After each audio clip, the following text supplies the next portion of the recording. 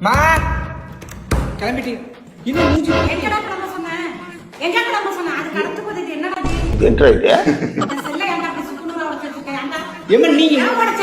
ஓட எடுத்தியாமா என் பக்கத்துல 2 உருளு உண்ட பரம்பு 2 மடத்து நம்பர் இருக்கு. உன் மனசாட்சியா இல்லையா? மரியாதை எனக்கு போன் வாங்கி இன்னைக்கு உள்ள நீ எனக்கு போன் வாங்கி கொடுக்கணும். வாங்கி கொடுக்கலன்னா ஏம்மா, அது- போனை நான் உடைச்சிருவேன்.